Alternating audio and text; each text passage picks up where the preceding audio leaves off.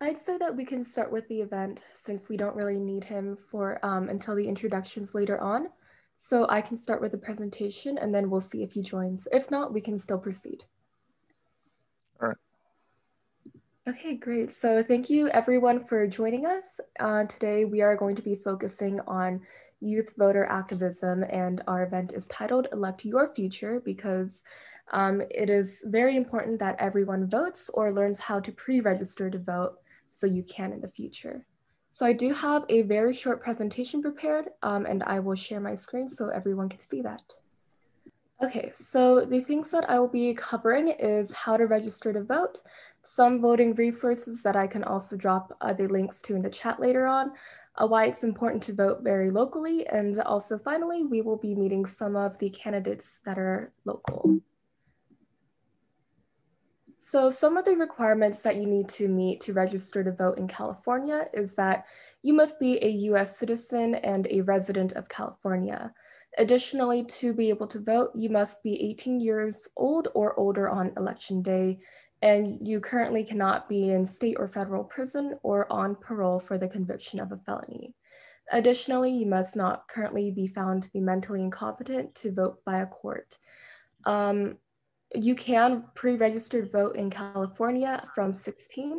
So if you guys are in high school and not currently 18 and eligible to vote, you can still register. And I will be going into some details on that. And additionally, we do have something called conditioner voter registration, which is same-day voter registration.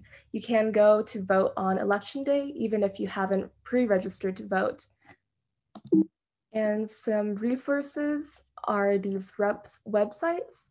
So you would be looking to register to vote at the first website on the top, and at vote.org, they also have links for you to register to vote and any local resources to help you find out information on the candidates that you will be voting for.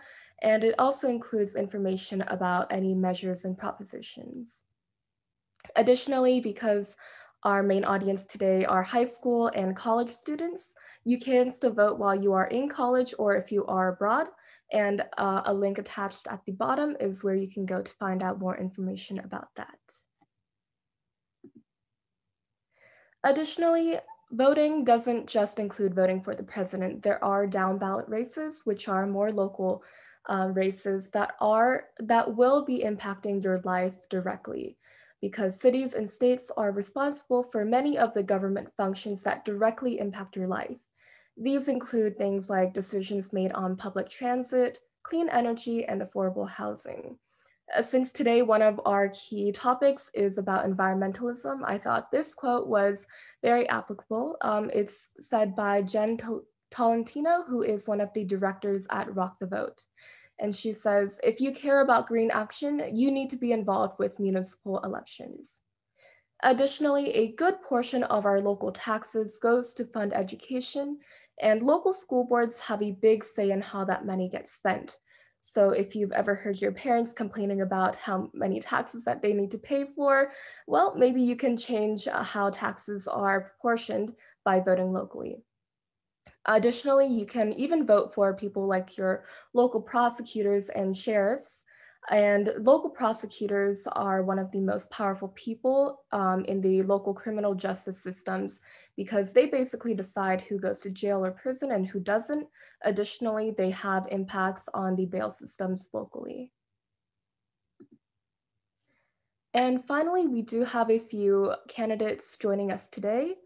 Included are Chris McCoy, who is running for CNUSD board in Trustee Area 3, Jose Lalas, who I'm not sure if he has joined us yet, but he is also running for CNUSD board in Trustee Area 1. And then we have Liam O'Mara, who is running for Congress, the House of Representatives in CA 42, and Meg E'amato, who is running for Corona City Council in District 3. So now I'll give each candidate around a minute to introduce themselves, starting with Chris McCoy. Oh, hold on, I have to get my video working again. Can everybody hear me? I don't know why I can't see myself, but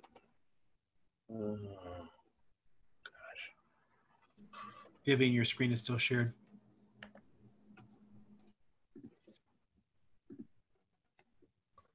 There we go. Hey, everybody. My name is Chris McCoy. I'm running for Board of Trustees in Area 3 for Corona Norco Unified School District. Been a Democrat all my life. I've been a reformer all my life. I have worked hard to work with voter registration in downtown Los Angeles, and I worked in the downtown Los Angeles Neighborhood Council. I'm currently running for more oversight and more student participation in curriculum, and basically on my website I have 6 goals that I'm working towards. A lot of those goals have to do with bringing parents and teachers and students into the decision-making process and making sure that we have consensus decisions that are made that affect the district. So that's really what my focus is. Who's next? We can go on to Liam. Okay. All right, cool. So I'm Meg E'amato. I am a professor of the history of ideas and of the Middle East, and I'm basically a working class kid. I was the first person in my family to go to college and didn't get in until I was 30. I've driven 18-wheelers, worked as a fry cook, worked as a longshoreman unloading ships. But now I teach in college, and I have to look my students in the eyes and explain to them that they will not have the same opportunities as previous generations, because 40 years of terrible federal policy have put this country in long-term economic decline. Wages have been stagnant for 40 years while costs keep going up, and we are shrinking the middle class. You know, half the country is literally losing wealth, and this honestly infuriates me. I'm a longtime progressive activist, and I'm trying to jump into politics here, hoping to find ways to get these ideas across more effectively. We have in the 42nd a genuinely horrifying representative with one of the worst voting records in there, but he tends to fly below the radar and not get noticed. We need to see how these things affect us and care more. And if you want a clean environment, better jobs in the area, you know, cheaper healthcare, cheaper housing, better wages, I'm your guy. If you want fear mongering that Democrats will burn the whole country down, then Ken's your guy. So hopefully we can actually get a better deal for our future here and start thinking about what we can do for people again. Okay, great. And Meg, would you like to introduce yourself? Hello, everybody. My name is Meg E'amato, and I am actually a graduate of Centennial High School. I've lived in the Corona area for about 41 years. So a little fun fact. So I'm a fellow Husky. For those of you out there that are Huskies, I know this was mainly based at Centennial, but fun fact, kind of building on Leo O'Mara's little statement there. So when I was a senior, I was in a government econ class that you have to take as a senior. And that was in 1994. I know, way before any of you were ever even born. And at that time, our then Congressman, Ken Calvert, came to our school and he did a little presentation. So that was when he was only in the job for 2 years. So now, if you do the math, he's been in office since 1992. And I had went to see him at Centennial High School speak in a classroom. So that's a fun fact for you. I have been a teacher in Corona Norco Unified School District for 23 years. And I taught at Corona Fundamental for 14 years and at Garrettson Elementary School for one of those years. So most of my career has been a teacher in the District 3 area. So I've been there supporting the families and students from that area. And I decided that I really thought they deserved a better representative to serve them in District 3 for Corona City Council. So that's why I decided that I wanted to run, because I believe the residents and my neighbors in my district deserve someone who truly cares about them and is going to go above and beyond to serve them. And that's what I hope to be. I think politics needs to transform into being more about public service. That's what I consider myself, as a public servant, not a politician. And I think that's what all politicians should strive to be, as a public servant. So that's who I am. Thank you. Okay, great. I'm not sure if Dr. Lalas is going to be joining us just yet, but until then, we can move on with the panel discussion portion.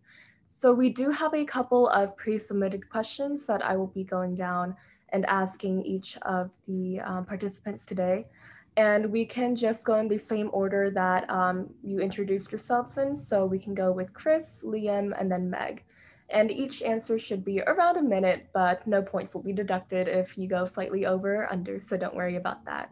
Hey, and there's points? Who said anything about points? Yeah, I know. Now you made it all weird. Metaphorical points. And at the end of this panel, we will have some time for any of our participants to ask questions. So if you think of any questions as we are going throughout this discussion, then feel free to type them up and we will answer them at the end.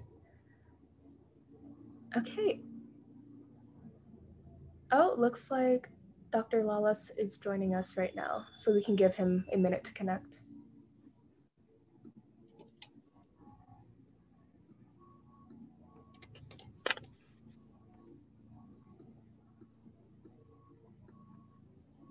Hello. Hi, Dr. Lalas. We just finished with a short introduction of all of the candidates.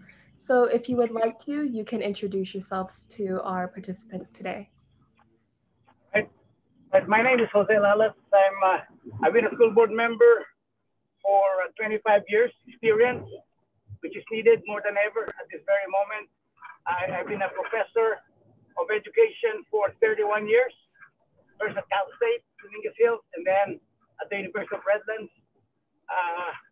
Experience is very necessary at this very moment because of the accentuation of the challenges that COVID-19 has caused. And so I'm running, I have championed the policy on collaboration, on dual language immersion, and policy on equity.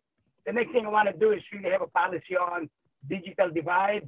So we can really talk about the haves and the have-nots and serve all the students regardless of their background.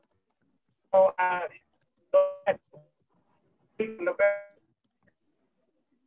professor, an educator, an experienced board member, and a parent of 4 who have graduated in the system and who are now been very successful. 2 teachers, 1 researcher, and 1 lawyer, all products of Corona Norco Unified School District. Thank you. Thank you. So we will be moving on to our panel discussion, and I will be asking a series of questions. And the order that we will go answering them is we will go to Chris, Liam, Meg, and then Dr. Lalas. So we will go in that order. So the first question is from a high school student, Arwin Miranda. And the question is, after much planning, it appears that gradually back to school initiatives are currently underway. How do you think safety measures and adjustments to protect kids returning to school will impact the future of education? Well, I think what we're trying to do right now is just get through this vaccine desert, so to speak, till we can get to the other side of it and begin getting back to normal. I know Dr. Fauci has said that he doesn't think we'll probably get completely back to the way things were until 2022. So, I mean, we're going to have a rough year next year, especially for trying to educate kids. I think the hybrid system that we're trying to put in place now for 7 through 12 works. I'd like to see what I've seen some of the other districts around the country doing, where they're actually creating, we call it cohorts, but they're creating these classroom bubbles for K through 6.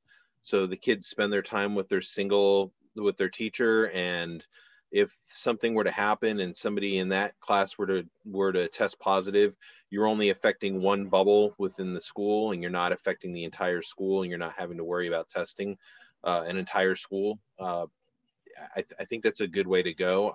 it's going to be harder to find the spacing to make things work. That's really the hard part right now. I think we can get kids, we can do a good job with masks.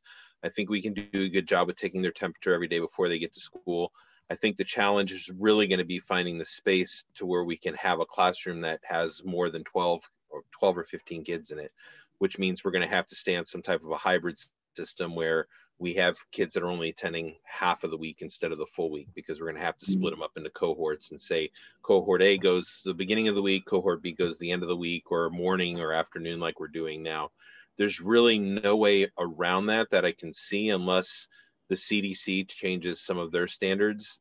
The 6 foot spacing in a classroom, in a standard classroom, is just not going to work for 24 to 30 kids. So we have to shrink the size down. But I think everything else we can do. I think this district, and I'd like to see us do some out of the box thinking as well. I think we can, during the Spanish flu back in, 1918, they did some classrooms outside so they could have more kids in class because they just couldn't do it inside. I don't see any reason why we can't find some of those type of out of the box solutions. The problem right now has been that the district has used a very top-down manner to their back to school programs. They're barely talking to teachers about the programs they're coming up with. They're just really started including teachers in that. They're not including parents in it. They're not including students in it. So it's a challenge. And again, medical experts as well. We should have panels, or whether you want to call it a tiger team or you want to call it use whatever phraseology you want for it. We need to have more buy-in and more consensus on what we're doing, and have something that fits our district and not necessarily all districts. And the same thing goes for each educational site. We do have some sites like San Diego that are a little bit different than a few of the other schools that we have as well, where we're going to have more of a challenge, and we might need to use outdoor classrooms versus some of our bigger schools like Centennial, where we might be able to get away without having to do that. So all of those are challenges that we are going to need to face in the next year. I'm glad to see that the district is really moving in the right direction. I think they're working with teachers better now, that is a huge first step. I talked to a few classified employees that they still have administrators that were refusing to wear masks and refusing to buy protective gear, and that was just 3 months ago. When they were there on campus, trying to hand out laptops and do everything else they needed to do for kids. And you have been administrators that were bringing a political agenda into it, and instead of just doing their job. So there are a lot of things we can do. I don't think this is going to be a long-term thing, but we do need to get through the next year, and there's no way around it. We're going to have to make some changes where everybody gives a little bit. The best solutions, the best compromise solutions nobody is happy with them, but everybody can buy into them. And I think we need to look at doing more of that, and better communication, and a little less of the hand wringing that we've been doing and the top down thinking. Liam, would you like to answer? Yeah, sure. I got to say, one of the most frustrating things about being a historian is watching us repeat the same mistakes over and over again because we're unwilling to pay attention to the lessons of the past. This whole politicization of masks, we saw this in 1919 as well. And you saw places that dealt with this right early on, kept the numbers low. Places that didn't, you saw continued spikes, and it kept going. And we have to remember that pandemic lasted for 3 years before it had run its course. We're still quite a bit away from a working vaccine. Once we have that, we have to get it out to people. We're probably still going to be dealing with this for another year. And we have to keep that in mind, especially now as temperatures are getting colder. Viruses do better in cooler temperatures. And because people are still not paying attention to just basic science here, like the mask isn't to protect you, and it's not supposed to stop the particles getting through, which people keep thinking it does. It stops you from spitting at people while you're talking and spreading it faster. That's really it. It's pretty basic. If we can just adopt things like that and space people out. For schooling, I think one of the things we should take out of this, you guys know that in California, schools have been overcrowded for a long time, right? We pack way too many people in classrooms. How many schools have those temporary buildings that they put in and then they just stretch out year after year after year? You get students in just trailers. This is a good time to invest. And this is a reason to get good federal representation, because the state simply doesn't have the budget for a lot of this stuff. We need significant federal investment in schools in general. California has built more prisons than colleges for quite some time now. We need to invest in schools all across the board, and the federal government can do that.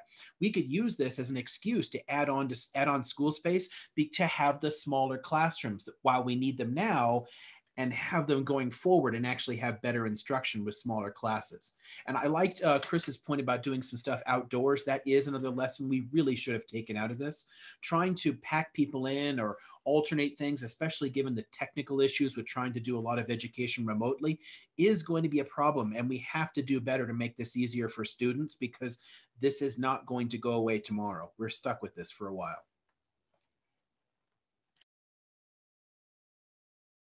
Okay, now moving on to Meg. Well, I think, the question was, what changes do you see happening? I see some positive things.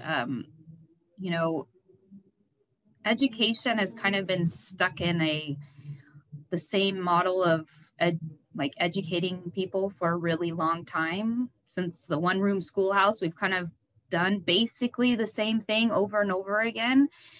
So I kind of like this moment where we're all kind of forced out of our sameness to, adopt more technology and to make technology actually educational, rather than just a tool for a tool's sake.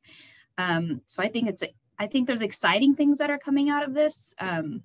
Kind of forces us to, like Chris said, think outside of the box. I guess though, for me, I'm a techie type person, so I like change, so it's not as scary for me as I know some people, really like things to stay the same. So for me, I see opportunity. I see a way that we can embrace the future sooner. I also think, in education, there's been a push towards getting away from being the sage on the stage type teacher, where you're the one up there lecturing and the student is listening, rather than, and moving towards being a facilitator of learning, where the student is really the one in charge of their learning, and they're the ones who really take hold of it and push it forward and look for things they're passionate about, and the teacher is there as a facilitator of that learning. And again, for me, that's something that I'm excited about. I like that model of learning. So I see a lot of opportunity in the midst of this crisis. But we'll see, how long will we stay like this? Will it really lead to change, or will it just be something that we do as a Band-Aid in the meantime till we can get back to business as usual? I hope that it leads us into a new era of education myself. Okay, thank you. And Dr. Lalas, would you also like to respond? I believe you are Dr. Yeah. Oh, sorry.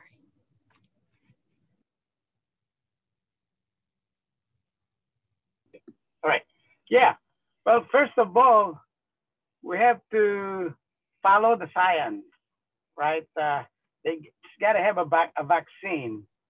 And in terms of the changes, inequality will stay on. Inequality is inevitable in our society, and it will widen post-pandemic time. There will be more inequality if we don't deal with it head on. And I mentioned to you about digital divide.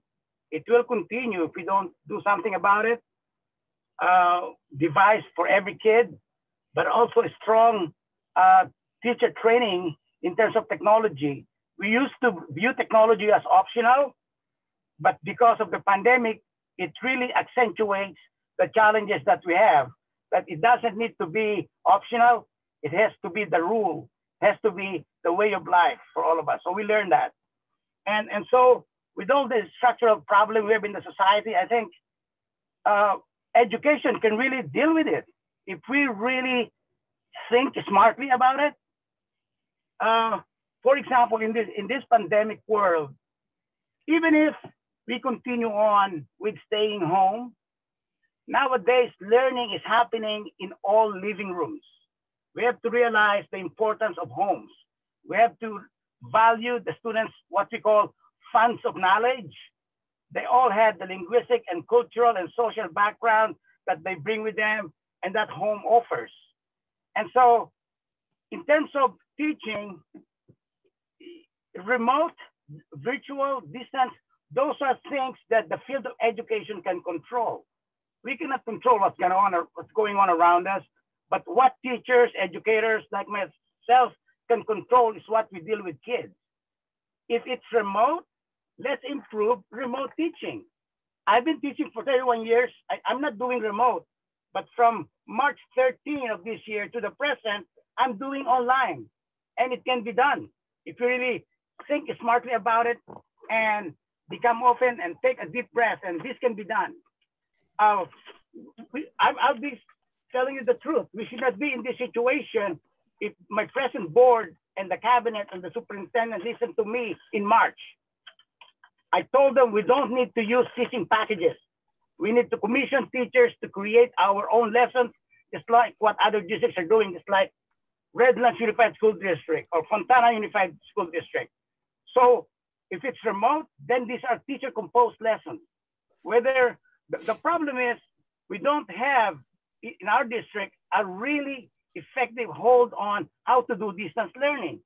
It's very uneven. Some teachers who have been not only technologically savvy, but smart teachers are able to cope with it. But most teachers, including me, who are not really doing distance learning, are caught unaware. So if we have to be ready, and it can be done. Strong teacher training on distance learning is needed. So whether it's in person or if it's remote, we can go back and forth, slide in, slide out. That education can control. So there's hope. Thank you. And the next question is also from a high school student. And Brianna asks, what are your thoughts on AB 331, which is a bill that makes ethnic studies a graduation requirement for high schoolers? And what are your thoughts on Gavin Newsom vetoing this bill? That's a great question. I just met with a group that's student-based, and I'm sorry, the name of the group is escaping me right now. But talking about diversity in our literature that we use in the district, and this is another tie into that. I'm not familiar with this specific bill yet, but I have been out in front of this and I've been pushing for this. This is going to give away my age, but I graduated in 1984. And when I graduated from Esperanza High School, which is in Yorba Linda, I can honestly say I don't think I had a single interaction with any type of literature that was from any author of color until I jumped into the Marine Corps after that, and I was introduced to all this diversity that is a platoon of Marines. And then I went to college and found these great authors like Gloria Naylor, and all of that would not have happened if I had not got that education. And honestly, the most racism that we encounter in the world and most hatreds that we encounter in the world is a product of ignorance. And the way that you stop that is through education, and is through exposing people to a culture that practices plurality and allows everybody to have a voice and make sure that every voice is heard. So I'm in general, I can't speak to the bill specifically, but in general, I'm a big, I don't want to say fan, but I that's something that I intend on promoting if I'm lucky enough to be elected. It's something I want to see us do, talking with our teachers, making sure that they're aware of publications other than what they're generally using in our lesson plans, and seeing if we can continue that in that direction. Thank you. And Liam? I gotta say, I don't really know the bill because I'm thinking more in terms of federal office. So I don't watch as much what happens in the state, although I pay attention to some bills. This particular one, I didn't notice, but just from a description about ethnic studies in general, I would say that is fantastically useful. And I've been very happy to see more and more colleges in our area dropping Western Civ requirements and substituting world history, because you get a much more well-rounded perspective on the world and the similarities and interconnection of all humans, rather than just focusing on a specific region. So that, I think, has been fantastically positive over time. And I've seen significant benefits just in terms of what the students say to me, having taken the world history surveys, because I still do some of those survey classes. So anything that promotes that kind of broader understanding, I think really helps. We still run into a lot of people that know nothing about the world and just how much we've drawn from different parts of it, that still think that Europe created everything, instead of actually Europe was a backwater for most of our history. You know, we're a lot more interconnected than we tend to think. So I'd like to see more of that at the high school level for sure. So if that's what the bill is trying to do, to expand our knowledge of the world in general and of other peoples, that's only going to be positive. Great. Now moving on to Meg. So I looked into, I knew that Newsom had vetoed the bill 331, but I wasn't exactly sure his reasoning. The reasoning that he gave was that he felt that it was not balanced and inclusive enough and needed to be amended.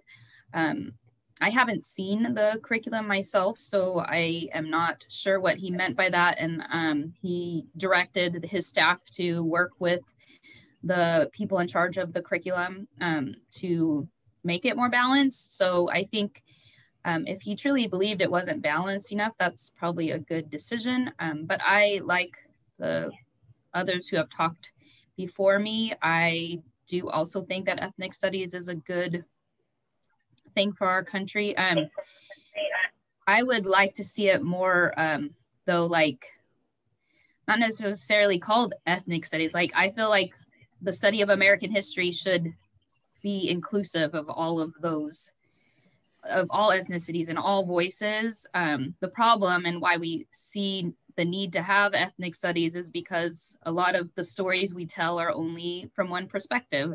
Yeah. Like Chris said, the group I think he was referring to was the Diversify Our Narrative student group. Yes. Yeah. And same thing goes there. A lot of the stories we've read in English and is always just from one race or one culture or one sexuality or one gender's perspective. And in my opinion, school should offer a mirror and a window. So in every aspect of education, you should be able to see a part of yourself, the mirror, but you should also be able to look out a window to see other people and to see other people's perspective and other people's viewpoints that are different than your own, because that's how we, like Mr. Amaro was saying, that's how we connect as humans, right? By seeing our differences, but also our similarities, and by admiring and celebrating our differences, but then also connecting on a human level. And I think we can do that in school in all aspects. So, but until we come to that place, then I think ethnic studies is very vital, because it allows for those windows to be shown in school. And I think it should be for every student to take, not just an elective. Great. Now, Dr. Lalas, if you'd also like to respond. Yes. Ethnic studies in general is a good thing. I talked to one member of that committee who put together the information for the governor, and I think the point of contention is going too much to the left of center, right? So there's that debate going on within that group of people who are trying to inform the governor of what to do. The thing about it with ethnic studies is that access to ethnic studies is not enough. It's not enough. It's just adding a piece of literature to the curriculum. I think to balance it, I think that committee should show how ethnic studies will be presented, how the people who are doing it are going to be trained. As I've said, access is not enough if the kids are not motivated to do it. Will the teacher teaching it provide the students with a sense of belonging? Well, definitely, yeah, they have the sense of belonging because it's the culture of their culture or other people's culture. So we need to emphasize giving the students a sense of belonging, even honoring, trusting their sense of competence that they can learn it, or even respect the whole notion of autonomy. I agree. One of the panelists said they're not listening to the students, right? I was interviewed myself by the Diversify narrative, and I was very impressed with those students. They want ethnic studies to be included. I think it's back to the drawing board. And part of what should be added is this. One, it's not just ethnic studies that we're interested in. We want to focus on student learning and student achievement. The other thing is, if we do ethnic studies, we have to provide everybody with socio-political consciousness. You can read any ethnic studies written by a particular author of color, but it's got to be that sense of socio-political consciousness of the community. For example, anti-Black racism and all of those things that we talked about should be included there, and that students should feel that their backgrounds are being valued. So it's a way of engaging students. How do you engage students in ethnic studies? So if I am part of that committee, to bring it back to Governor Nelson, I've got to provide that area where how students will be engaged. How students will be engaged cognitively, academically, socially, and affectively. There's got to be that teaching component of the program, not just an ethnic studies as a material, because access is not enough. It has to be driven by motivation, instruction, and teacher knowledge or teacher efficacy. Thank you for everyone's responses. And we have one more question on the topic of education. So we've discussed a lot about focusing on the student. So what resources and conditions lead to an excellent school? And how will you make sure that every K through 12 student, especially those from historically marginalized communities, have access to these schools? Can you read the question again? There's two pieces to that. Sure. So the first part is what resources and conditions lead to an excellent school?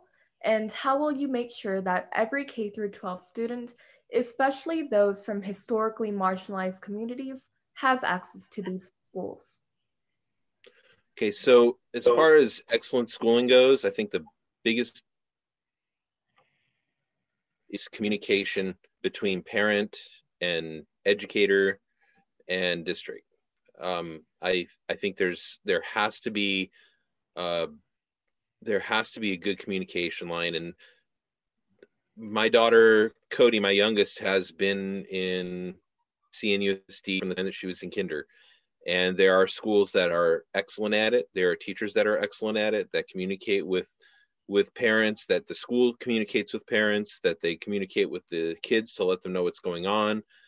And then there are some that don't. And it is site-based, and it's hard to put your finger on it, but it's something that you see as you go from school to school. And quite frankly, the kids that fall behind are the ones where the parents aren't aware of what's going on. There are a lot of parents that are working, especially now, that are working multiple jobs. They're working 10 or 12-hour days because they're splitting jobs. They're going from one job, then they have an hour off, and they're going to another job.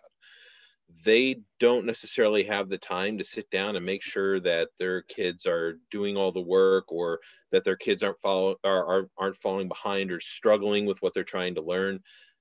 If an educator can't let the parents know and can't communicate clearly with them, and if a parent isn't notified of what's going on, and if a kid feels like they can't talk to their teacher and they can't talk to their parents about it, you're going to have poor educational results. That's bottom line. That is what school and a bad school experience and a bad learning experience.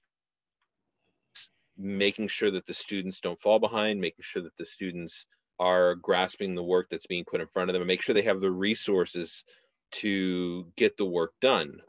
One of the challenges that we're having right now is with electronics for our kids that are in the neighborhoods, specifically where I am, which is in Area 3. We have a lot of areas that are north of 6th Street, between 6th and the 91, where those kids are struggling. They don't have internet access at home. They don't have electronics at home. If they do, they're struggling to learn how to do them because their parents aren't necessarily IT support and can figure out how to get them on, even if they do get the electronics. So there are a lot of challenges there, just to make sure that these kids are keeping up. And some of them, I have heard some horror stories. Some of them still are not getting consistent classroom time because they're still not figuring out the electronics. So that's a challenge as well, and that's something where we should have all hands on deck and be trying to figure these challenges out on a student by student basis, where the district might have to invest some time in more IT people, even if they're on a temp basis, to make sure that these kids are not falling behind. The same thing goes for our special ed kids right now. They are having huge challenges because they learn best when they have face-to-face educational experiences, and they don't do well on an electronic device. Where the teacher is not able to sit down and see what their facial expressions are and see what their challenges are, and the tells they're used to seeing in a classroom, they're just not happening. So all of those challenges, there are a lot of them, but they're all things that we can, if we focus on, we can fix, we can make better. How do we make that consistent for kids K through 12 and ensure that they have a great experience all the way through? Is beyond communication, making sure that we're not just trying to put every kid on the same track. There are kids that are college bound. There are kids that are going to want to go to trade schools, and trades is a huge thing. We in this country, we are losing that skill set and at an alarming rate, and we can't have kids that are going into manufacturing jobs if we ever want to rebuild our manufacturing base, because quite frankly, we don't have those folks anymore. Having kids that know how to weld and are maybe not coming out of high school with an AA degree like we do at JFK, where the kids can come out with part of that education, but instead can come out with a technical degree and offer that at several high schools, where whether it's plumbing or electrician or welding, or there's a ton of skills that we can have these kids learning that we're just not doing right now, or we're doing on a limited basis. We do have some of those programs at the school right now, but we don't have enough. So I'd like to see us maybe at the 10th grade level start looking at splitting kids off, and if they don't look like they're going to have a college course ahead of them, or it just doesn't look like that's the path for them, let's not abandon them, or let's not try to shove the college curriculum down.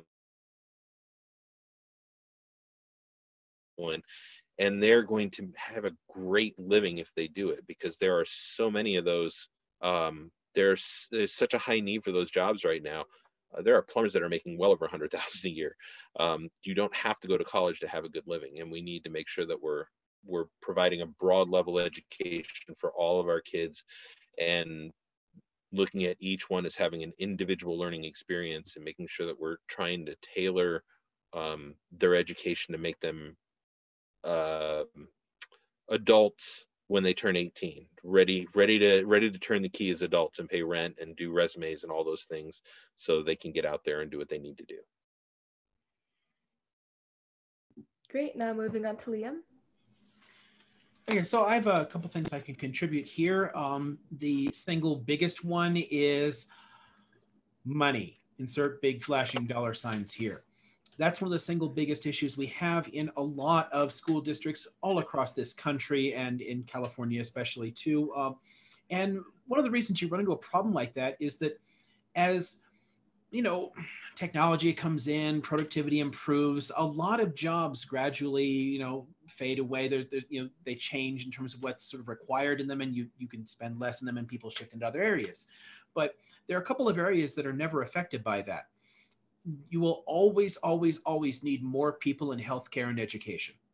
You can't automate away those jobs. They just don't. As the population goes up, you need more people in healthcare and more people in education, and spending has to go up with that. And it just hasn't. In education, a lot of our per capita spending across the country has been falling, especially at the federal level, which has shifted more and more of the burden onto the states and municipalities to take care of things. And a lot of school districts depend upon local tax revenue, which means it has to come out of local property taxes, which means if you're in a poorer community, you're going to have poorer schools. There's just no real way around that, and there should be.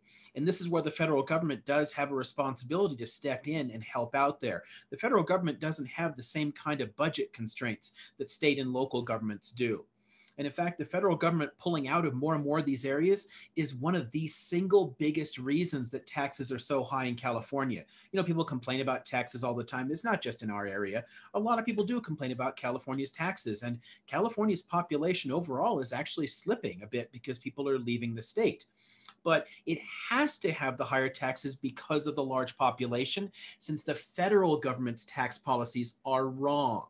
They're not well set, both to set the incentives in the economy and to keep the money flowing into the area here. If we fix the federal tax policy and increase spending on education, then California doesn't have to bear as much of that burden, which helps the local tax base there. And it also helps a ton of the schools there. You mentioned like some of the underprivileged areas and underprivileged communities that just don't have the investment to give that kind of world-class education. And again, I made a point earlier about all those temporary buildings and packed classrooms. We really can do a lot better for that, but we need the money to do it. So that's one of the things I want to push for. I like that Chris brought up this question of like tailoring education though, because it's something else that I'm quite fond of.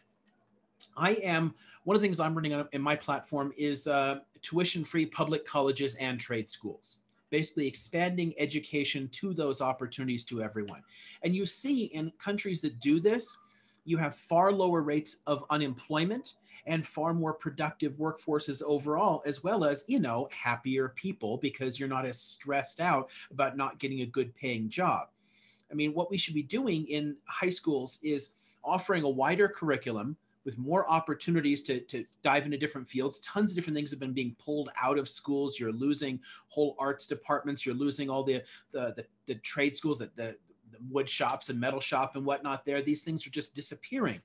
But people finding what they're interested in and what they're good at, and then basically deciding from there. I mean, I don't know, the German system is a little rigid, but I quite like it as a basic template to build from in the US. In high school, it works out like what track makes the most sense to you. And after high school, you go to a trade school or to a college or university, and it's still free. It's part of your overall education. And it just creates more opportunities for people. Chris mentioned that we need more people in the trades. We need more electricians and plumbers and welders and whatnot. And there are people who want to do that. Let's give them the ability and the skills. The manufacturing sector in this country hasn't declined the way people often think it has. We actually manufacture more today than we ever have, but we do it with fewer people because so much of it has been automated, which means that there are usually thousands of manufacturing jobs available at any given time, but you need advanced technical skills to oversee the robots that are doing that work. And we're not making it easy for people to get that education. In addition, there's tons of other jobs that we need for a 21st century economy, all the STEM, the sciences and engineering and whatnot, but people going to college are going to graduate with $50, $100, $150,000 of student debt around their necks, which just strangles you. It's no way into the middle class. So again, making that easier and cheaper to do is going to help everyone out. So I just like that he brought that one up. But yeah, the main thing for helping these school districts really is just to fix the federal budget problems and get money flowing into education in this country again. We absolutely have to do better than we are. Okay, great. And now moving on to Meg. Oh, Meg, I think you are muted right now. The question is, what resources and conditions lead to excellent schools? So I would say first and foremost, hands down, the condition that lead to an excellent school is a school where every single student, every single teacher, every single staff person working and parent at that school, you know, when you talk about communicating with parents, the first step is to make them feel welcomed as a part of the community, that school community, to make them feel valued and loved and that they matter. That has to happen first. You know, I believe in this something called Maslow's hierarchy of needs. And Maslow's hierarchy of needs says that there are certain things that you need. It's like a triangle, look it up. But it says that there's certain things you need in order to learn at the highest levels, right?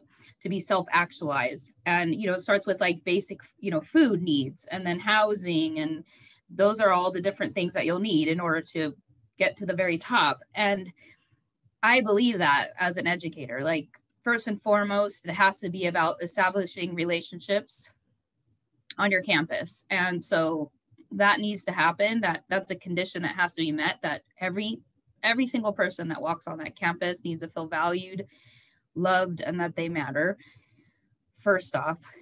Secondly, I believe in teachers. So I believe that the most important thing that administrators can do is to value their educators as professionals, to trust them, to allow them to make mistakes, to allow them to experiment, to allow them to be outside of the box thinkers. When that happens, that's when the magic happens. And then, you know, both Mr. O'Mara and Mr. McCoy talked about, you know, the trades and college. I get a little leery when people start talking about let's do trades. And I agree. So I agree hands down that we need both avenues. But the problem is the reason we used to do that, like back in the day, there used to be a lot more like trades and college push in the high schools. But the problem we saw was the people who got pushed into the college route and in the trades route, a lot of times you could look at those classes and see it being pushed by race, right? So in education, we never can kind of be in the middle, right? We always have to swing one way or the other. It's just how the pendulum rides in education. So the problem was, instead of tackling racism, we said, well, then let's just push everyone to college, right? Because then we can't be racist. If we're going to push everyone to college, everyone goes to college. Let's push everyone to college. But that doesn't work either. So what we really need to do, I agree that there has to be avenues. Like people need to know that if you are a passionate artist, that you are just as valued and just as intelligent and just as amazing as someone who loves to read about math. Like they have those skill sets. One doesn't make one more amazing than the other. We also need to start valuing the people that do trades more. Like, why do we pay doctors and lawyers and them a lot more? It's because those educations are valued more, right? So there's a whole thing about class struggle and racism. Like all of those things are intertwined in education. So there's a lot of issues to work out. I do believe that we need lots of paths, but I want a student who graduates to be able to choose any path. So when a student graduates from a school, if they want to be an artist, then go. If they want to go into school, go. The problem is when these kids who want to be trades and they're on trades and then somehow they're locked out of college. That's not okay either. So there's a balance to be struck, right? There's a balance. It's always about balance, but unfortunately, a lot of times in education, it's this pendulum swing. It's like, it has to be over here or over here. when really, if we can get more balanced, I think we do a lot better. So that's what I think we need in order to have the best schools we possibly can have. And then for the latter part of that question, how do you make sure that every K-12 student is about given opportunities and making sure you have equity? So people confuse the term equality and equity. Equality means you give everyone the same thing. Equity means that in a household where their family doesn't have Wi-Fi and they don't have computers at home, then the school system better be jumping on that and giving those households what they need in order to be as successful as the kid who already has it. That's what equity is about. It is not about being equal. It's about giving every kid what they need in order to be successful. And that requires us to have individualized education, right? So that's another reason why I really like digital education, because it can be more individualized. So, but I think that's what we really need is more balance, more individual attention for students. Great, and now moving on to Dr. Lalas. And I believe you are still muted.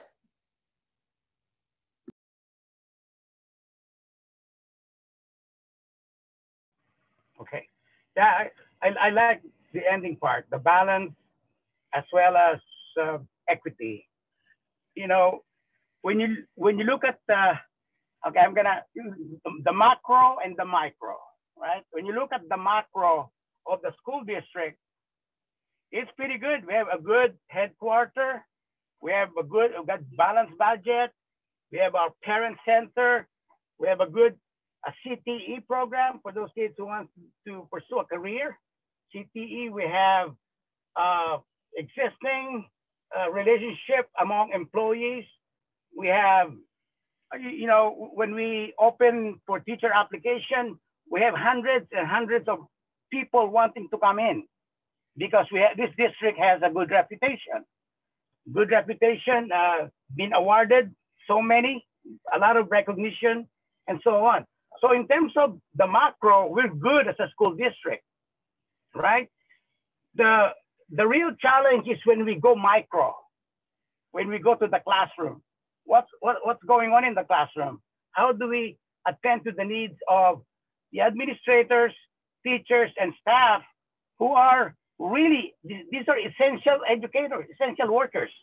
While we are debating on the macro, these professionals are there in the classroom pulling education together. It's almost like everything on the macro will be gone, but the education of kids will be happening because of the teachers, the administrators, and the staff who are on the micro level. So if you want to have a good education in our country, student learning is important because that provides the pathway. Whether you want to do a career or academic. My kids chose to be the academic side, so that's great. But my neighbor and my other neighbors chose to choose the career pathway with involvement, of course, high involvement of parents in our school. We have a parent center, right? We have a parent center, and it connects with what the students need, what the parents need, what the teachers need on a daily basis. Not very many school districts has a parent center. We have a big IT department. So we have all the elements. As I've said, now when we go to the classroom, what's going on? Well, you know, in the classroom, we could be a lively teacher. We could be a teacher who focuses on rigor by looking at academic standards. But the best we can do to make effective education is to connect with our students. And that's what you call connective instruction. Teacher connecting with the students, connecting with the text, with the materials they use, and connecting to parents' needs. That's connective instruction. And it's not a piece of thing that I just made up. It's based on research. There's got to be that connectiveness among parents, teachers, administrators, students, and the materials they use in the classroom. In terms of, you know, how do we do it? Well, I think the school district is finally listening. The macro level of talking about it will not happen until we make it site by site. It should be needs-based. Not all schools are equal. A school in this part of Corona is different from the other side of Corona. From South Corona is different from the eastern side of Corona. Those schools are within the same school district, but they have different demographics, different needs, different social identities. And therefore, it should be side by side. Otherwise, we will miss out on the most important thing that we can do. And that is to serve the most vulnerable kids, right? What we call the traditionally underserved, the traditionally sidelined. And that's why for years and years, we have achievement gap here to Corona Norco. And I question that. Why is it that the Latinx kids and African-American kids are always at the bottom and the white kids and the Asian kids are on top? We need to do something about it. Definitely, there are out-of-school factors that we cannot control. But we control education as educators. We can do something about it. And we can do it by really focusing on those kids with needs. They're not just numbers. They are real people. When they say that there's an achievement gap and that 65% of our African Americans don't meet the math standards, those 65% have thousands of kids. That means when hundreds of kids are walking, right? That means 65% of them don't meet standards and cannot do basic math and cannot do basic English. And that's not acceptable. We have to do something about it. And we have professional development, but it's not targeted. It has to be site by site so that it's needs-based. We can hear what teachers need, what administrators need. You know, for high school kids, they can be asked what parents need and so on. It's got to be site by site. And that would then, because teaching, you know, I've been a teacher for many years. Teaching is a very joyful profession. And I'm with teachers, I'm with classified personnel and parents and administrators to continue to fight for educational justice, for those conditions to improve, to make teaching joyful and to make teaching rigorous. Thank you. Okay, great, thank you. So now we will be moving on to our next two topics, which is more so on environmentalism and racial justice. And also just a reminder to keep your answers to around 1 minute so we don't run over time and we get to the rest of our questions. So the next question is that it touches on more on environmentalism. Since some communities are more vulnerable to climate change than others, and some communities feel like they've been left behind in national economic transitions such as the New Deal. So what will you do to ensure that vulnerable communities are protected during the transition to clean energy?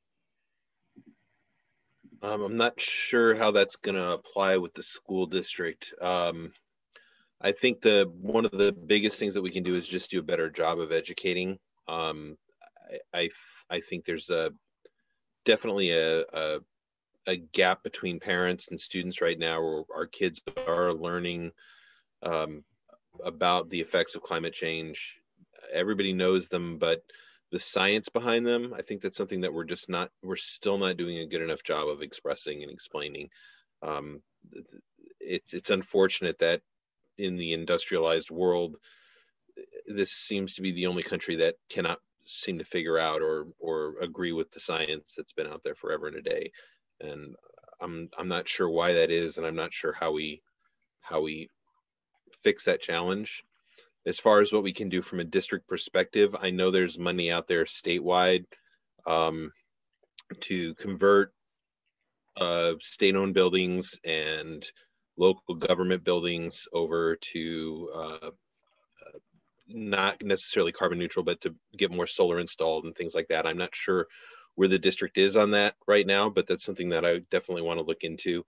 I think the same thing goes with recycling. I have seen, at least at Garrettson and CFIS, I don't see any type of cardboard recycling that's being done for on large scale. I see it done on small scale, but not large scale, to teach our kids and at the same time walk the talk and talk the walk, so to speak, as far as making sure that we're following up and leading by example. It would be great if we could find a way of making our school, the district, more carbon neutral. I just don't know how we get there quite yet, and that's something I'll look at once I'm elected. Great, thank you. Now moving on to Liam. Okay, so this is actually kind of a big election issue for me. As my opponent is constantly reminding people, I'm for the Green New Deal. But I hope you know that that doesn't mean banning air conditioners, airplanes, and cow farts. We're not trying to take your hamburgers away from you. The Green New Deal is about investing in America again, and it would have a tremendous impact on education and school districts, as well as housing, good jobs everywhere. It's a lot like the New Deal was, which is why the name is Green New Deal. And people tend to focus on the green part and not the New Deal. It's really about investing. And people also forget that, you know, we put a man on the moon without raising taxes. If you spend the money well and you stimulate the economy, it affects everything. The fact that we're having this conversation through Zoom and we all have these easily available computers, Dr. Lalas has been using his phone to connect into it. We have in our pockets a computer stronger than the computers that put people on the moon because of the microprocessor revolution set off by that investment. So I'm strongly for that kind of investment. And I think that any kind of investment that does tackle climate change and global warming does need to keep in mind the basic issue of racial justice and the fact that we have left behind so many communities. The original New Deal used a lot of what they call redlining. It basically walked around, oh, this is a nice white area. We'll put money into this neighborhood and we'll not put money into this brown neighborhood. And that's a real problem. And it has had long-term consequences in this country too. If you go back into the 1960s, and you guys have probably seen clips in school of like Dr. King talking in the Million Man March and the whole civil rights movement, right? So we're all familiar with who MLK is, but when he was talking about the economic issues that separated Black and white communities in the US, the Black-white wealth gap was about 4-1, which is already pretty bad. Today, it's about 10-1. The situation is getting worse because we leave out investment in a lot of these communities, which means that we need to pay close attention to how those policies work and how they're implemented, and make sure that they're written in such a way that local officials cannot steer the money where they want to their friends or their neighborhoods, which is what often happens. We need to make sure that it's set up to be equitable across the country. And I think that's the best way to tackle a lot of the long-term challenges that we have with those areas. So that's my minute. Okay, great. And now moving on to Meg. I'm just following what Ms. Romero was saying. I do believe that the thing that we need to do to tackle it is to be strategic and intentional about how we spend money at the local level and how and where we build things. Like if you were to look at where a lot of freeways are built or airports are built, a lot of times they're built in neighborhoods of color because the white folks would get mad and pay people to not build noisy things and smog inducing things next to them. So it also has to do with wealth disparity. Where are people being, who's financing campaigns at the local level? It's so important. A lot of people think that, the national politics get the most media and news coverage. So a lot of people are very concerned about those things, but honestly, the local level, your school board, your city council, as Vivian was going over earlier, the prosecutor in your area, those are the elections that actually touch your life every single day. And it's so important to pay attention to who's running, who's financing them. all of those issues, because you want to elect people that really care about serving their neighbors and someone who's really going to be looking out for all of the residents in the district. And you are the voter, have the power to make those decisions. So it's so important for you to vote. So many people, when I'm out canvassing, I've been so disappointed at telling me, oh, I don't vote. And I just want to go, why don't you vote? Like, you need to vote, because every vote matters, especially in the local elections. So like seriously, like one vote, a person can win a seat by one vote. So every single vote matters, especially in local elections. So I hope just making sure that you really vote if you are a member of a vulnerable community, especially because your votes can change the trajectory of your neighborhoods and your schools, all of that. Okay, great. Now moving on to Dr. Lalas. Yeah, all I can say in terms of this environmental issue is that we need to do more environmental justice kind of discussion in school or all over in our community. We know that language matters. We know history matters, just like Professor Liam's area, right? History matters, of course. Race matters.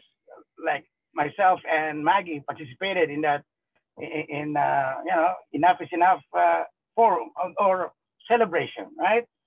All of those matters, but environment matters too. And environment is not only things and objects, but it's also people, right? Maybe as an old-fashioned step is that we got to go back to this green revolution I learned from another country where I grew up, where everybody gets into gardening. Everybody plants, and there's even a competition of who has the healthiest garden. Can you imagine if everybody in the neighborhood will plant, or even all schools will have beautification contests or vegetable gardening contests and so on? I learned that from a developing country, where to do a lot of that to make sure that they are taking care of their environment. Now, in terms of looking at environmental justice as people, well, neighborhood. We used to come when we're new here in Corona, people gather together and have a what do you call it? Block party. Block party. And I play in a band, so we'll be playing in a band, and that's really a very healthy way of connecting with your neighbors, and that's part of your environmental justice kind of situation. So more discussion. We have to really demystify this. We think we know it, but we don't talk about it so much. We talk about educational justice. We talk about racial justice, right? We talk about all of those. But I think it's time, and education is a good venue for that. That's all I want to say. Great, thank you. Now, the next question directly applies to us. We are all currently in Southern California, where we're well aware of the fires that have plagued our state and other states. So what specific policy measures, whether they be in the education system or in the government, would you enact to support communities, including our own, who are working to be more resilient to extreme weather events?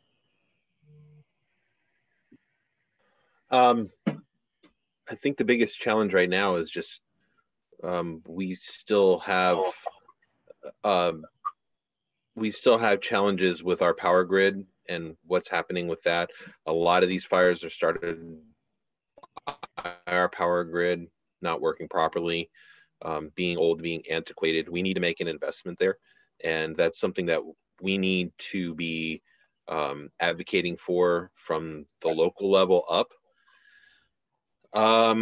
The same thing goes for our firefighting equipment. We don't invest in that. And I can tell you, just seeing what our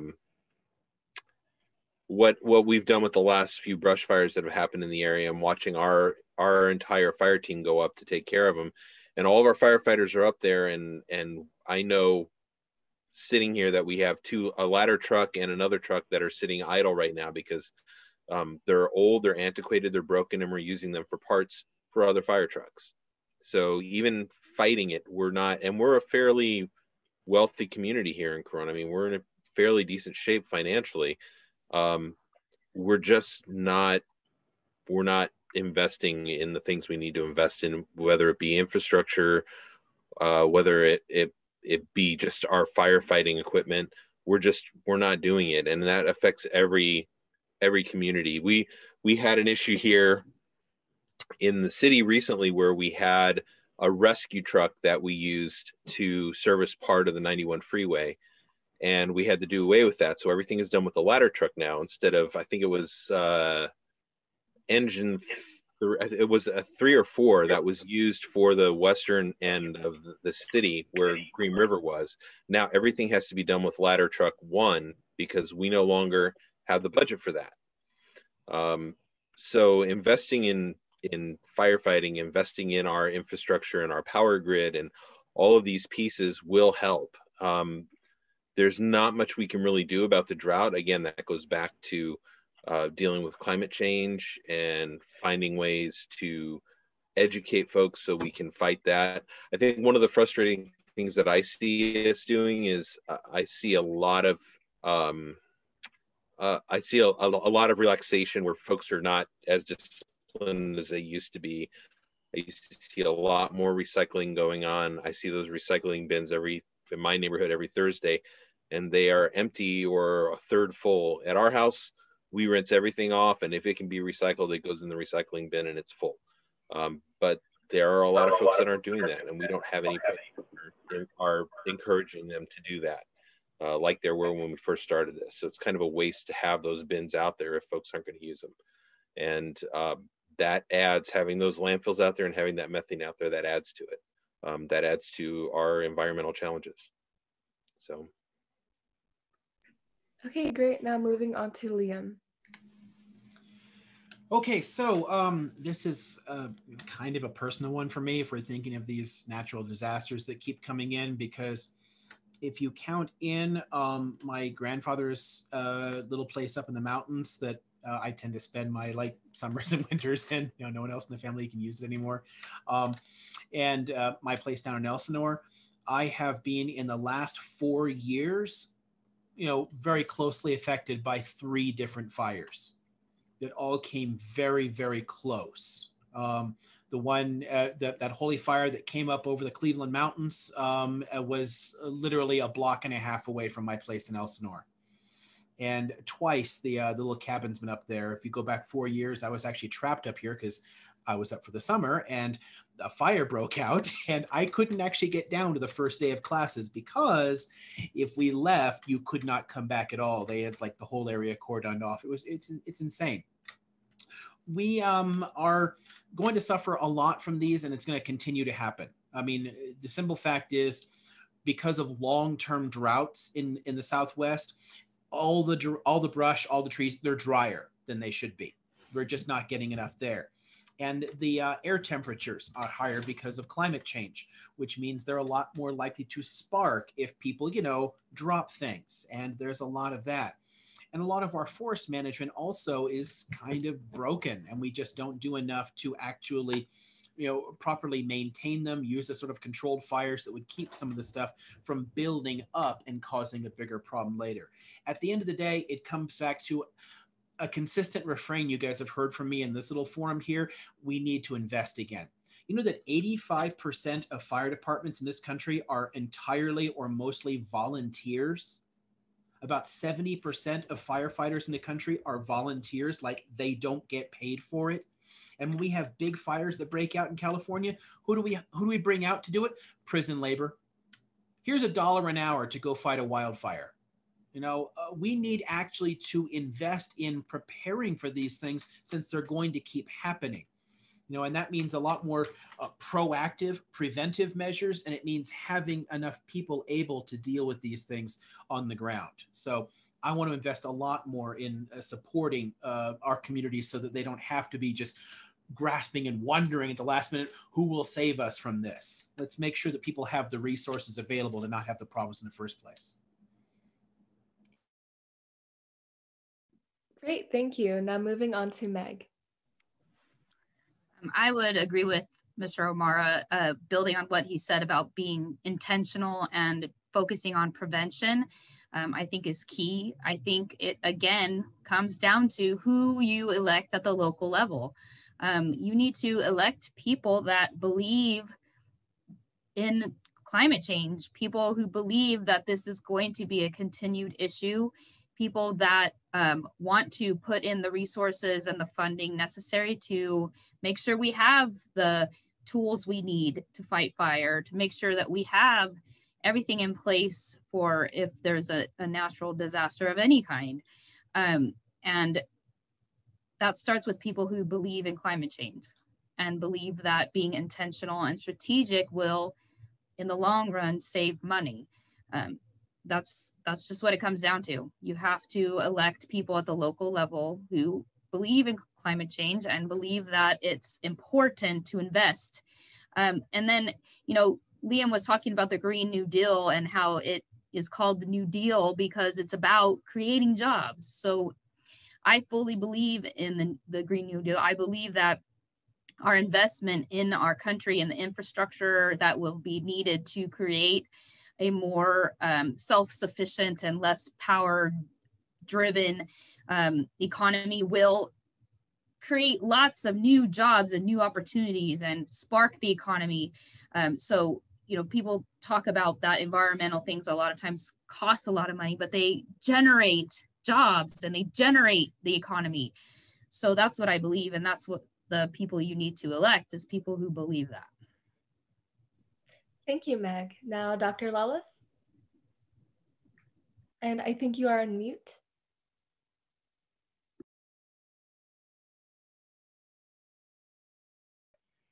Yes, I agree with what I heard from the three, right? We need more investment. We need to really think that these are real. The climate change is really happening, and we need to pay attention to that. And let's educate everybody, the whole community, students, and, you know, train people, invest in training more people and update whatever infrastructure or resources that we have. Now, on the people level, here's what I learned. Here's the good thing about growing up in a different country, right? They have what they call neighborhood fire patrol. So if there's fire, the community gather together, you know, wake everybody up and try to, you know, of course, they may not have the training, but they have the ability for the whole neighborhood, the community to be mobilized. So I'm looking at it. I agree with Meg. It's got to be, we need people to be elected who believe in this climate change, and with Liam, who are willing to invest our resources to upgrade, to update, to train people, but also on a people-to-people situation. I don't really know why we're not training neighborhood. You know, we have neighborhood watch, right? We have neighborhood watch. Let's upgrade that a little bit and make sure that we're aware of disasters that are going to be coming in. That's all. Thank you. Thank you. Now we have one final question, and it touches on a topic that has been mentioned quite a bit, which is racial justice and the intersectionality that all of these issues of environmentalism and education have. So for students and local residents who are watching right now and who will be watching the recording later on, what would you suggest? How can they make a difference for anyone who doesn't really know too much about these issues, but want to help combat racism in their communities? Where would you recommend that they start at?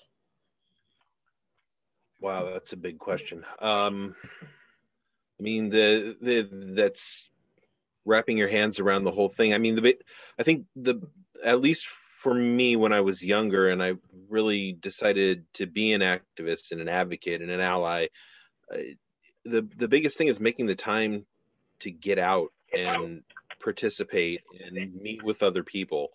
You're gonna, especially now, it's very different than when I was young. I mean, you can find groups of like-minded individuals. You can get together with them. You meet with them. There's so much networking available. Not only share your values and share your beliefs, but are willing to do something about it. So I think the biggest thing is to not be afraid to be social, to not be afraid to get out there and meet with others, and to go to events, and to not just sit home and be passive.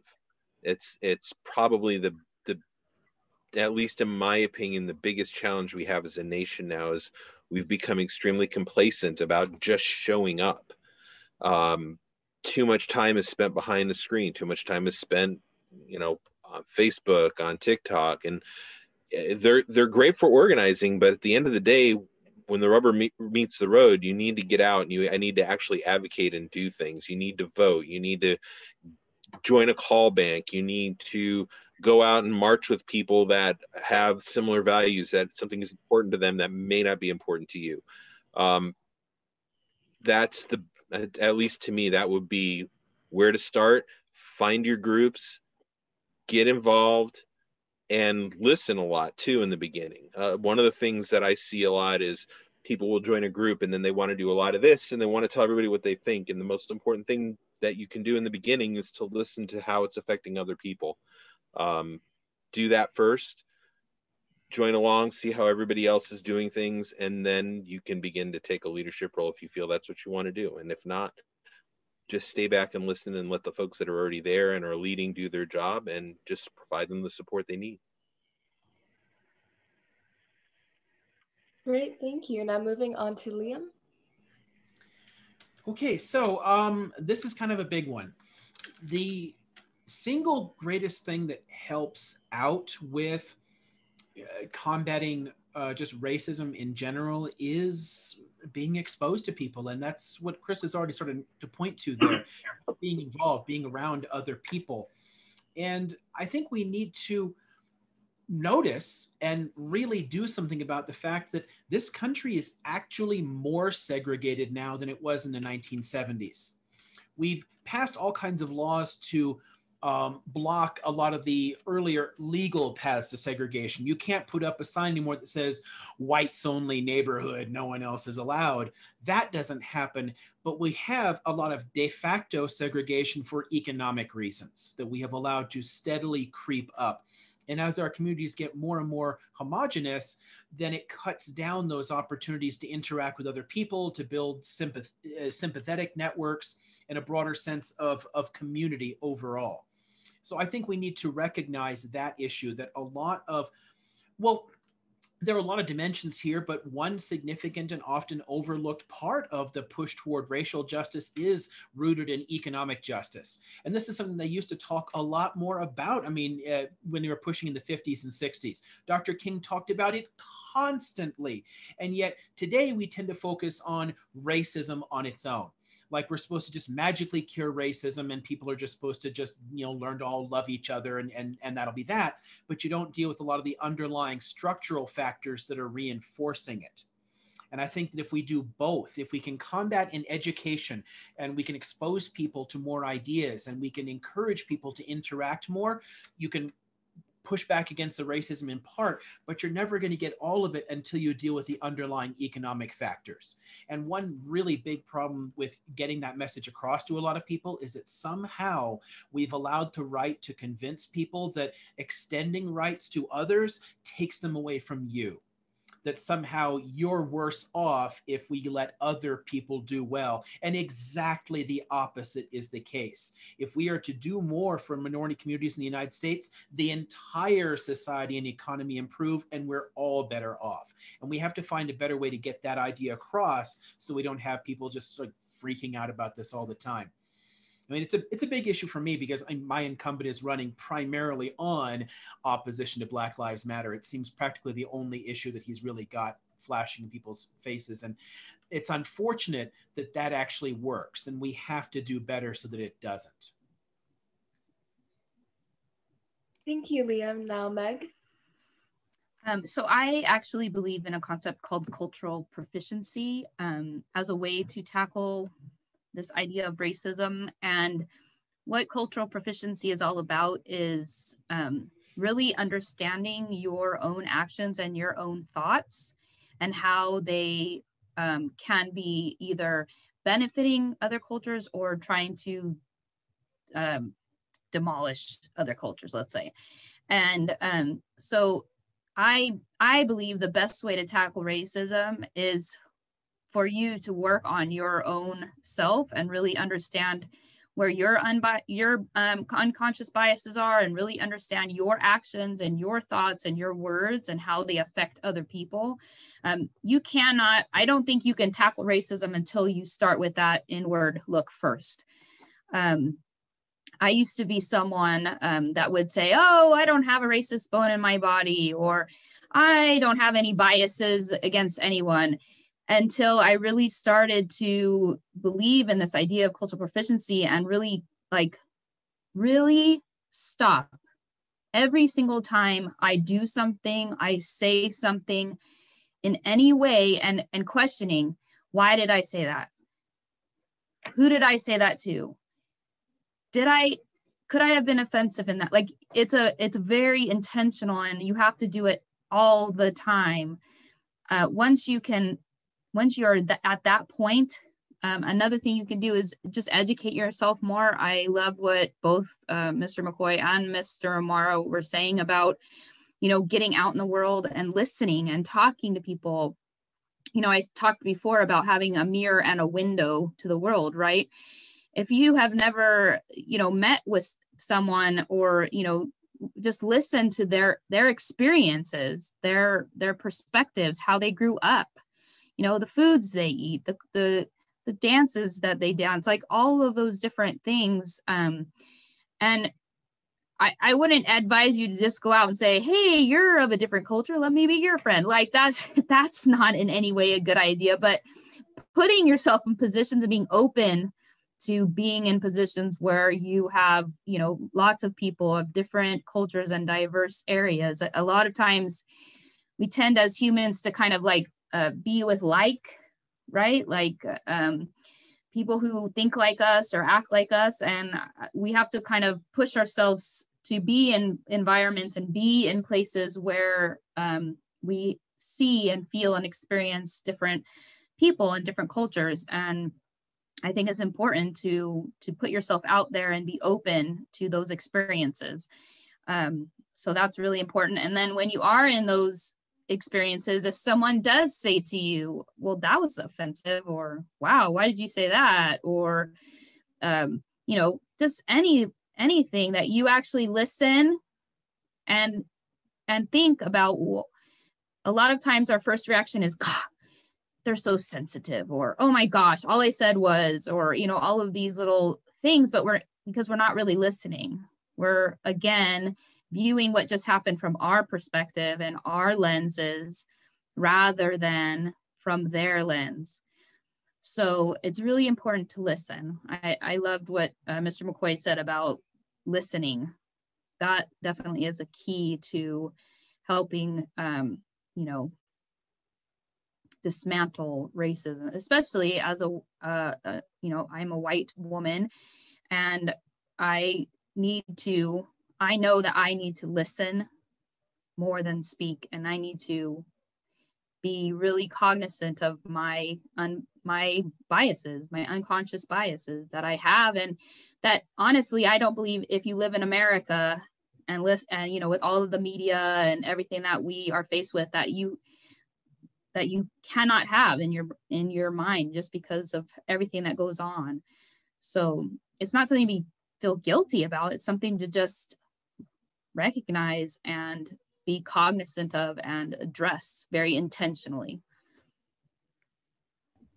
Thank you. Now, finally, Dr. Lalas. And don't forget to unmute yourself. Okay. All right. I like what I'm hearing from Chris saying we have to listen, and to Liam and Meg to talk about, be out there, talk to people. You notice what we're saying, and I agree with all of that.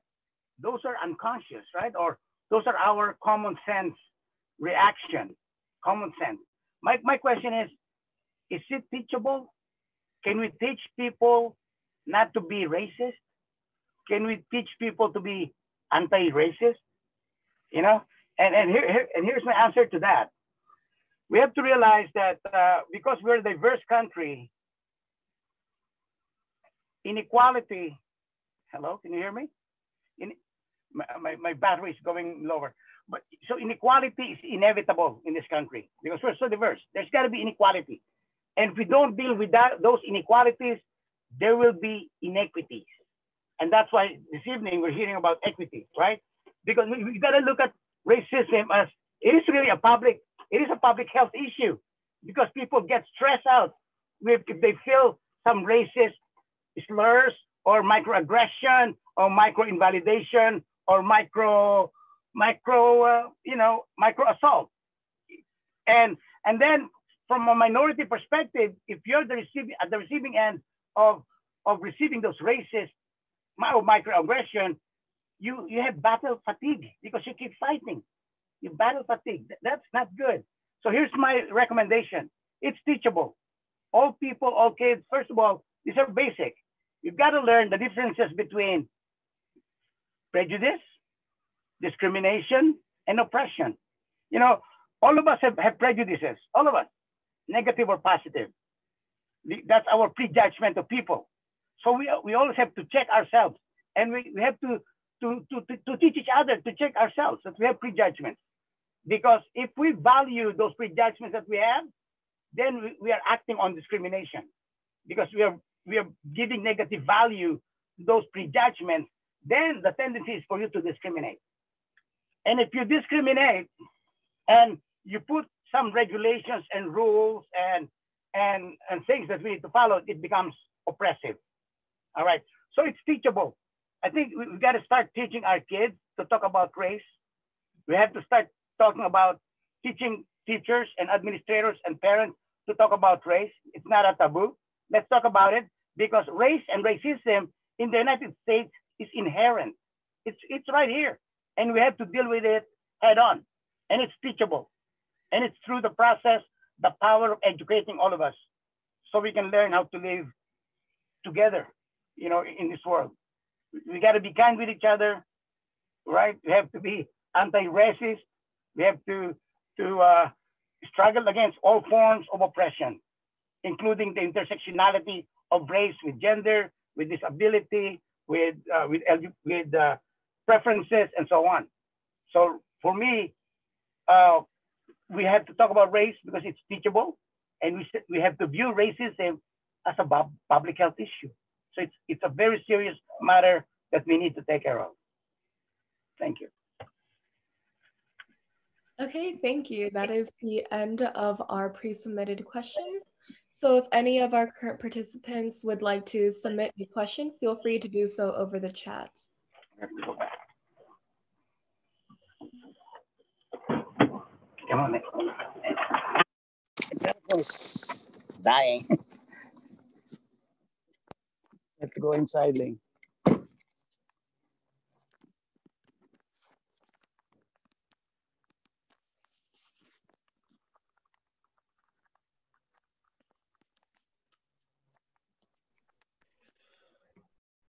Well, while we're waiting for some folks to maybe keep some other questions, one of the things that I wanted to go back to that Meg spoke earlier about, as far as knowing who your candidates are and voting for them, as far as their views on the environment and on climate change. One of the things that I recommend, and I've been going there for years, is there is a site called exxonsecrets.org.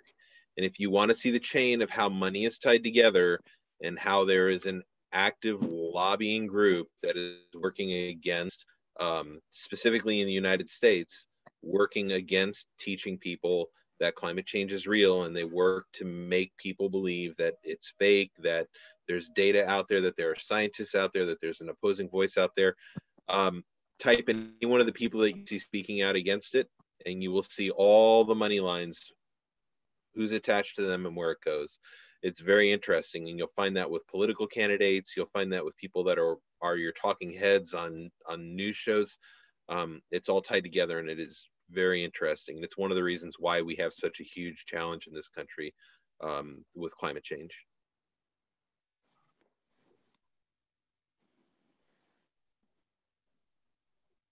Any other questions? Yeah, I could throw in a point just there in general about following the money, because we really should be doing that. I mean, my opponent in this race is 98% funded by big corporations, and those are the people he represents in Congress, not us and not our interests. And that really matters. I've lived in Corona for almost 12 years. I've tried on several occasions to talk with your opponent. And the man will not meet with anybody unless for a lunch or they're a part of Rotary or Kiwanis. You have to, it's pay to play. He really, and I know of no one, unless it's a campaign year, I know of no one that sees him otherwise. He's a ghost. He doesn't really care about voters. He cares about representing his real constituents. So everything you've said about that is absolutely true, Liam. The nice thing about, just being in the information age too, and still having at least some freedoms in this country, is that we can track the money. And you can see that this is all publicly available information. It's all on the internet. You can see exactly who's funding people. Yeah. I mean, my campaign is powered by small contributions. It's powered by progressive organizations. It's people that actually want to make change here. Calvert is funded by Lockheed Martin, Boeing, Northrop Grumman, Boeing, General Atomics, and I mean, so the fact that he's voted every single war should not be a surprise to anyone. But this affects your local races too, and a lot of that information is available as well online. It is worth seeing who the candidates are.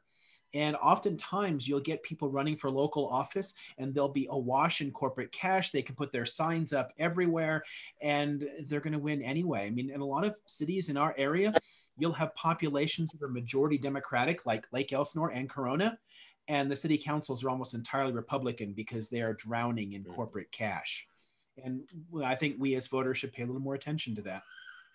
Anyway, wherever we're going with Vivian, we're just, I think we're at this point, we're riffing. So it's, I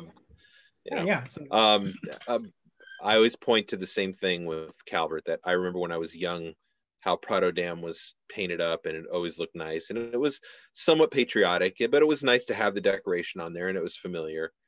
That's a very simple problem to solve. And he got involved because it was in the last election cycle, and jumped out there and said, I'm going to fix this. I'm going to represent you and I'll take care of it. This should be easy.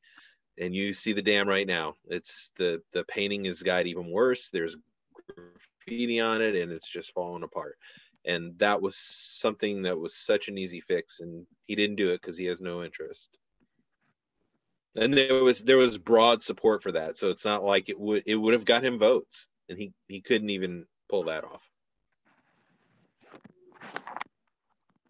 So speaking about online resources and what voters can do, is there any advice that you would give to our local residents and any students on how to get more informed online, since we are in the era of COVID?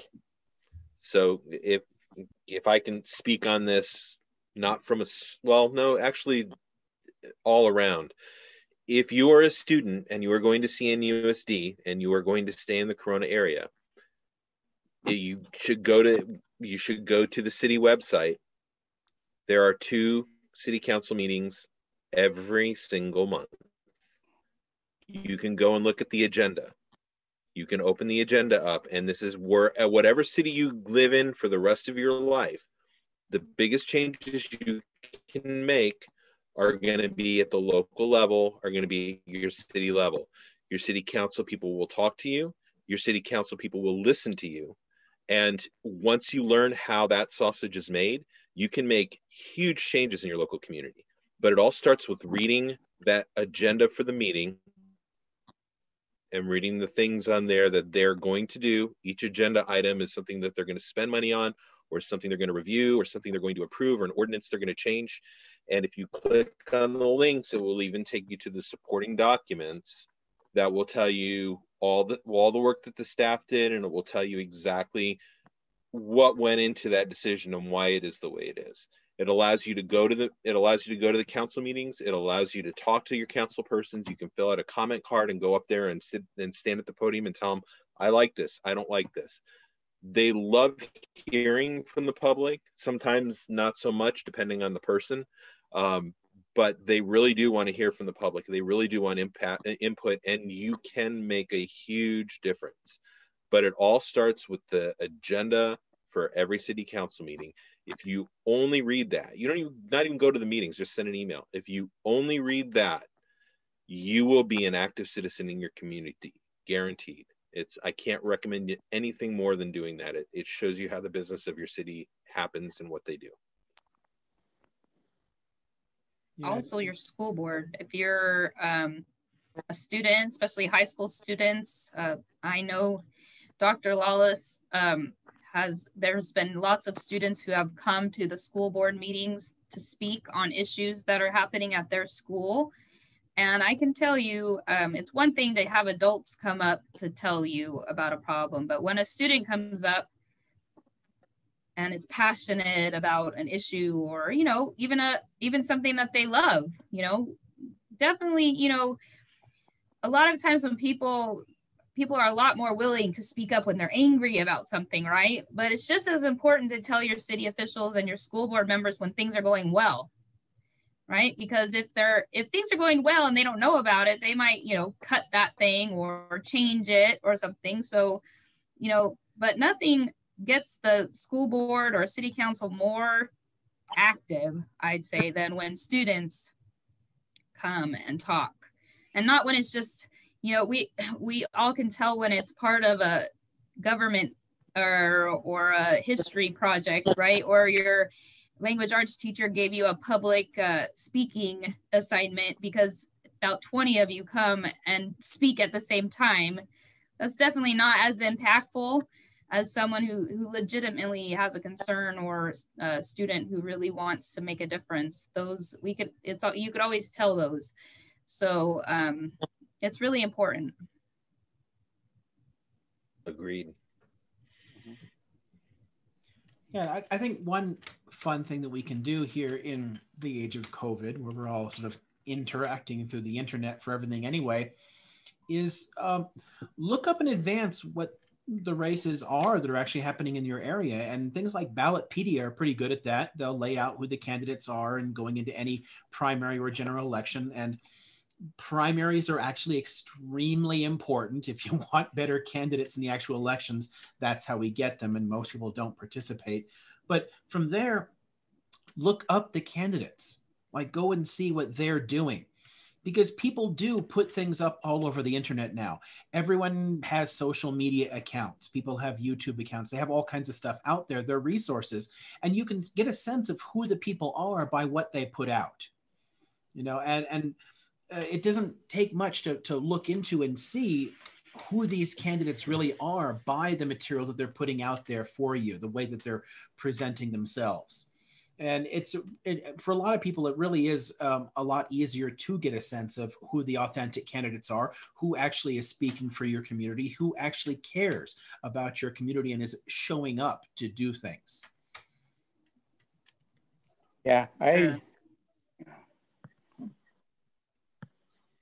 agree with both Meg and Liam. I think it's a good thing to look up, search who those candidates are. I know that I have my own website, but if you Google me, Jose Lalas, it will show up all kinds of materials. The webinar I conduct, the articles I wrote, the book that I published, and all there. And it's all focusing on one thing, not just scholarship, but these are materials with action-oriented remedies. I did conduct some 10 webinar last summer, and it's available because it's been recorded. It's available through my Center for Educational Justice. And we talk about anti-Black racism, school reopening, how to motivate kids, in all of this that are all very important to people very important to young people who would like to be involved. So yeah, use the media, Google, and look at the website of the candidates. And you'll see there the integrity, you'll see there the leadership, and you'll see there the honesty of people who are running. At least I'm speaking for myself, or my publication, or all my activities that I do are, you can see when you Google me. Thank you. Okay, great. I think we are pretty much out of time. So I'd like to thank all of our candidates for joining us today and spending your time and speaking on these important issues. I hope that all of these students and the residents of our local cities that are listening have a better idea of what issues they want to see represented and what candidates are representing them. So with that, thank you very much for attending. Thank you. Thank you. Bye. Thank you. Take care all. Bye. Enjoyed it. Thank you. And don't forget to vote. Yes, vote. Really, Go vote. please, guys. Bye, everyone. Bye.